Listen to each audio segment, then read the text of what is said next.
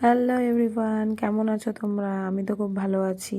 তো আজকে কি করব না করব সেটাই তোমাদের সাথে শেয়ার করব। আর কোথায় যাচ্ছি আমি হঠাৎ করে সেটাও তোমাদেরকে জানাবো। তো চলো আগে গাড়িতে তেল টেল ভরে নিই, তারপরে তোমাদেরকে বলছি যে আমরা কোথায় যাচ্ছি আর কি করতে যাচ্ছি। তো আমরা পেট্রোল পাম্পে চলেও আসলাম, গাড়িতে এখন তেলটা ভরবো। গাড়ির তেল ভরা কমপ্লিটও হয়ে গেল।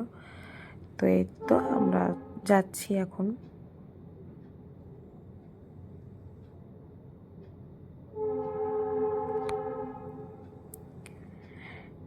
তো এই যে তোমরা হয়তো জানোই অনেকে, এটা কুচবিহার। তো আমি কুচবিহারে আসছি।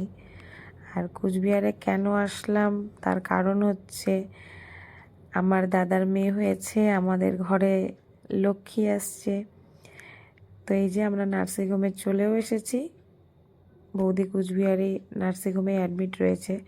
তো কালকে রাত্রেই বৌদিরকে অ্যাডমিট করা হয়েছে। তো রাত্রে আমি আর আসতে পারিনি, যেহেতু বাড়ির সবাই চলে এসেছে, বাড়ি ফাঁকা থাকবে। তো আমি আজকে আসলাম। তো এই যে এখন যাচ্ছি। আমি খুব এক্সাইটেড আর খুশি আমার ছোট্ট পুচকিকে দেখার জন্য।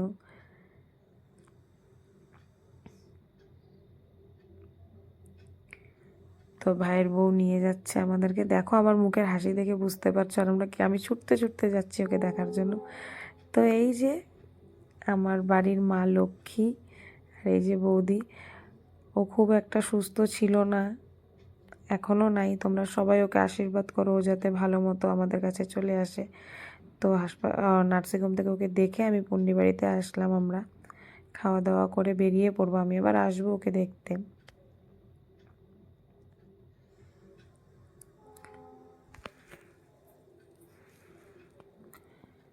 তো পুন্ডি বাড়ি থেকে খাওয়া দাওয়া করতে করতে আমাদের বেরোতে বেরোতে প্রায় অন্ধকার হয়ে গেছে। আর কি ঠান্ডা, বাপরে বাপ!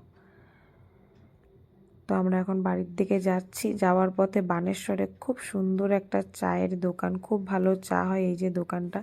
তোমরা যারা যারা আসোনি অবশ্যই আসো এই চায়ের দোকানে, খুব টেস্টি চা, মাটির ভাঁড়ের চা। তো সেখানে দাঁড়ালাম আমি চায়ের জন্য।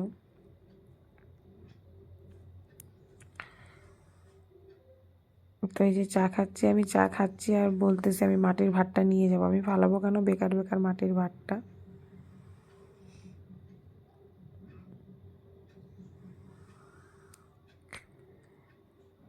তো আমার চা খাওয়া হয়ে গেল। তো মহারাজের আবার খিদা পাইছে, তাই বাড়ি যাওয়ার পথে উনি মোমো খাইলো আর আমি শুধু স্যুপটা নিলাম, স্যুপটা খাইলাম ঠান্ডার দিনে। তো বন্ধুরা, আজকের ছোট্ট ব্লগটি এতটুকুই। সবাই